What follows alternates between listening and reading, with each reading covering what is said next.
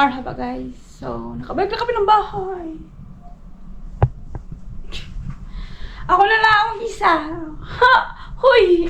Aftershock ito ba? Like, na-shock ako.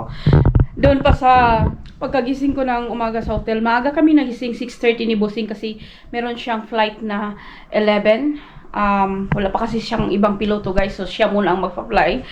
So, maaga kami nagising, hindi na kami nag-breakfast. Tapos, pagkagising ko, pagpunta ko ng sala, like, wala na yung anak mo, umalis na, hindi ako nahiya. Sinabi ko doon sa, sa first vlog, kasi i-continue ko ito, whole day lang, kasi parang, ito yung aftershock ko ba. First time kong may family bumisita sa akin siya, and mga 18 days siya dito. So, parang, gusto ko siyang i-film kasi, nag-iiko siya talaga. Like, nakikita ko siya sa naririnig ko. Oh my God.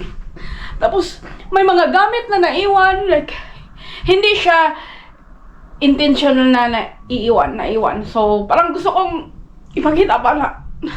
Kasi naalala ko, ano pa yun? Masaya naman. Huy! Eh! First time kong kalang yung, kasi, maliit pa siya, nag-abroad na ako, so, ayan, parang, siguro mga 8 years old, parang wala na kami, yung as mama, tsaka anak ba, wala na kami. So, contact na lang ganyan, kasi nasa, family ko, ako nasa abroad. Anyway, oh my God, gusto ko lang ipagkita sa inyo na, yung mga iniwan niya, tsaka, hoy! Aftershock talaga ito sa mga na-shock talaga ako kasi kadasanay ko na dalawa kami dito. So, katulad dito guys, ito, gusto talaga niyang dalhin, and then, ito lang talaga pala yung nakalimutan namin na ilagay sa, sa luggage niya, gusto niya dalhin. Pero, okay lang naman. Hindi, naalala namin siya before siya umalis, pero naka-close na yung luggage niya ba? Pero sabi niya, ay, iiwan ko na lang yan. So, ito guys, ang gagawin ko dito, ilagay ko sa bathroom. Hindi ko siya, bosen. Huy! Kanina pa ako sa hotel. Siyempre, di ba? At saka dito kanina nag-breakfast. Di ba, pagkikita talaga yung key niya dito sa bahay, binalik na niya, so ilagay ko yan balik doon. Ito yung nasa pagkuha ko dito ba sa body wash, sa mga nagdala kasi siya body wash, hindi ko alam, shampoo ba yan, hindi ko alam. Ilagay ko na lang siya ito dito. Hindi naman yan siya ma-expired, so babalik yun next year. But anyway, ilagay ko lang ito doon, hayaan ko lang hanggang dumating siya. Anyway, itong toothbrush niya, sabi niya itapon, sabi ko wow. Ilagay ko lang doon katabi sa toothbrush ko.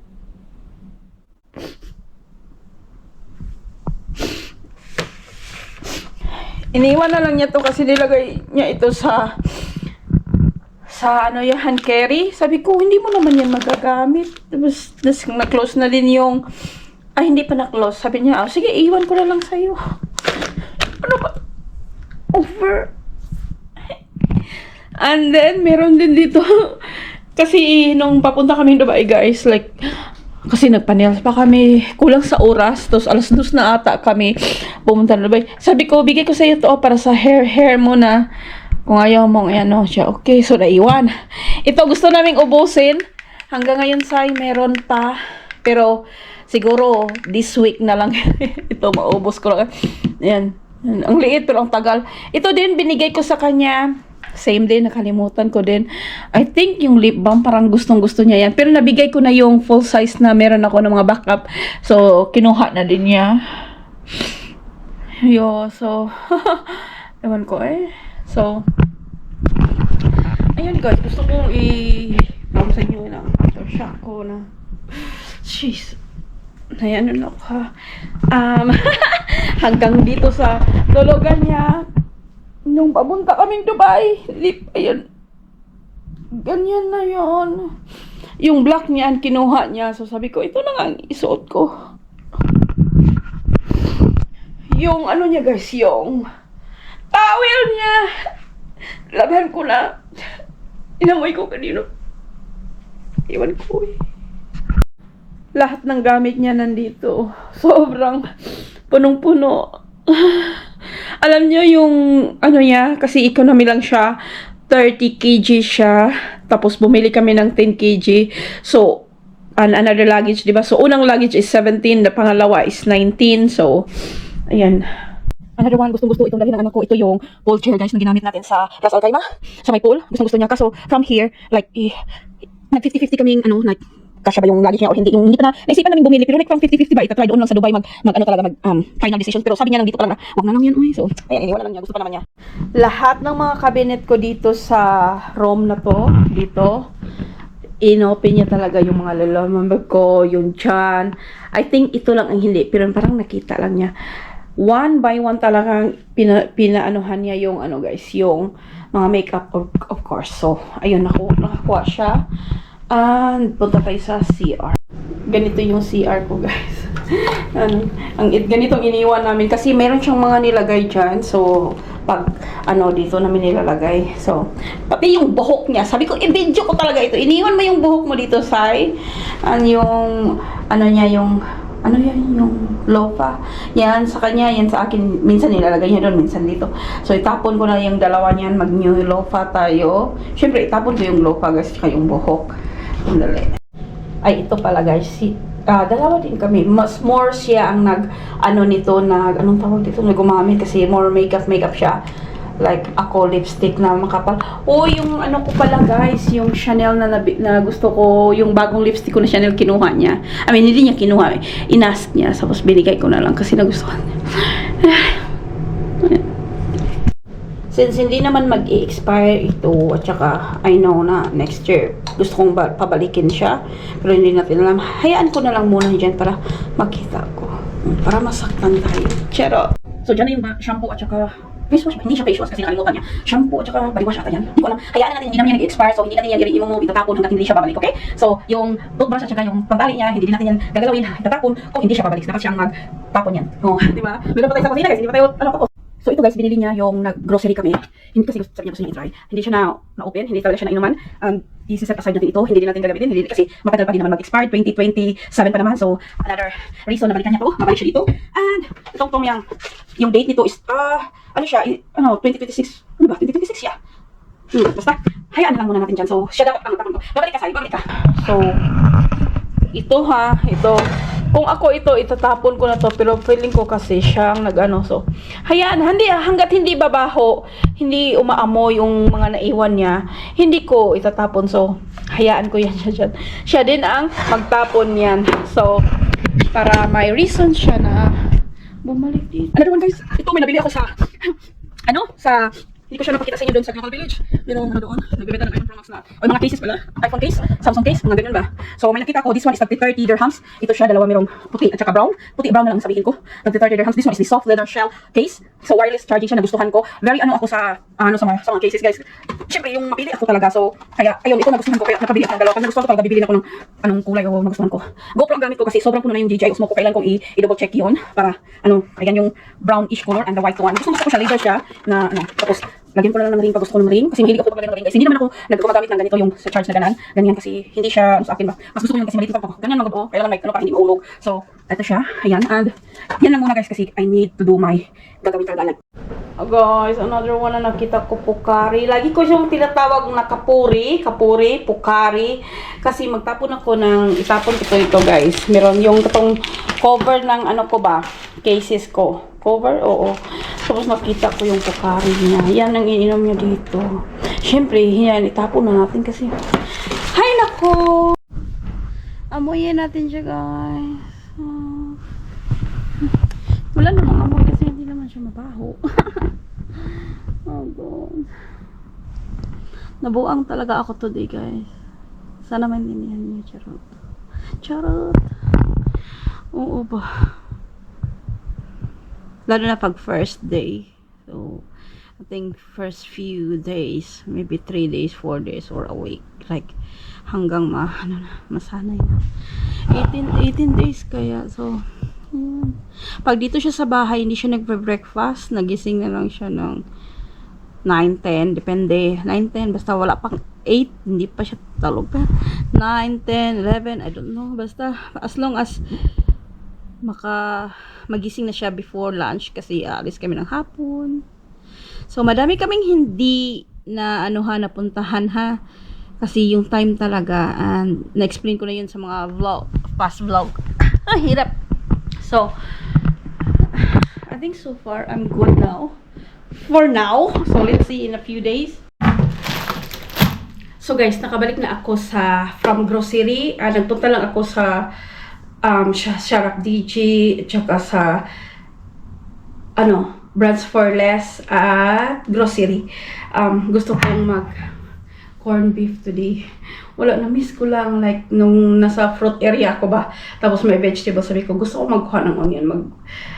For the sake of this video life, like a Filipino theme na dahil drama tayo. Tapos corn beef is one of my favorite na madali ang luto sa lunch. It's 12:25 na ng and sabi ko nga, di ba nagpunta ko ng Sharap DJ, bumili ako nito guys, Belkin na. Kasi yung mga longer leads ko guys, para pang charger niya, binigay ko sa anak ko. Yung mga longer ba, yung mga 2 meters, kasi kadalasan, di ba, 1 meter, 1 meter lang. So, binigyan ko siya ng mga extra ng mga Tapos yung mga longer ko, ito sa co-op ito.